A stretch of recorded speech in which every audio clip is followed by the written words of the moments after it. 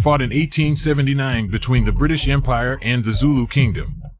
Following the passing of the British North America Act of 1867, Lord Carnarvon thought a similar political effort, coupled with military campaigns, might succeed with African kingdoms, tribal areas, and Boer republics in South Africa. In 1874, Sir Bartle Frere was sent to South Africa as High Commissioner for the British Empire to effect such plans. Among the obstacles were the armed independent states of the South African Republic and the Kingdom of Zululand. Frere, on his own initiative, sent a provocative ultimatum on December 11, 1878 to the Zulu king Cetshwayo, and upon its rejection sent Lord Chelmsford to invade Zululand.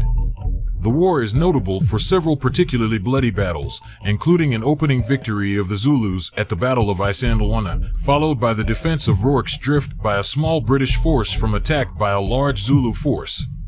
British eventually won the war, ending Zulu dominance of the region. Background.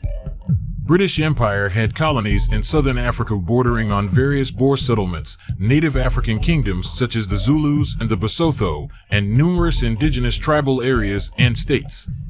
Various interactions with those groups followed an expansionist policy.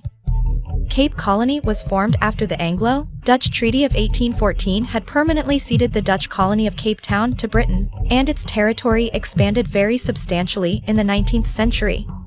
Natal, in southeastern Africa, was claimed by the British as a colony on May 4, 1843, after the British government had annexed the Boer Republic of Natalia.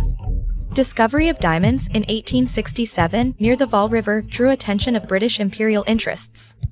In 1874, Lord Carnarvon, Secretary of State for the Colonies, thought a similar scheme might work in South Africa. The South African plan called for a ruling white minority over a black majority. In 1877, Sir Bartle Frere was made High Commissioner for Southern Africa by Lord Carnarvon to bring this plan about. One of the obstacles to such a scheme was the presence of the independent Boer states of the South African Republic, and the Orange Free State, and the Kingdom of Zululand. Sir Theophilus Shepstone, the British Secretary for Native Affairs in Natal, had expressed concerns about the Zulu army under King Cetshwayo and the potential threat to Natal. Bishop Colenso had taken up the cause of Langalibalel and the Hlubi and Angwi tribes in representations to the colonial secretary, Lord Carnarvon, and had advocated for native Africans in Natal and Zululand who had been unjustly treated by the colonial regime in Natal. British Prime Minister Benjamin Disraeli's Tory administration in London did not want a war with the Zulus.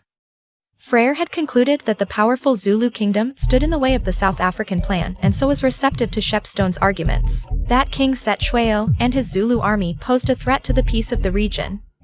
Preparations for a British invasion of the Zulu Kingdom had been underway for months. In December 1878, Frere presented Cetshwayo with an ultimatum that the Zulu army be disbanded and the Zulus accept a British resident.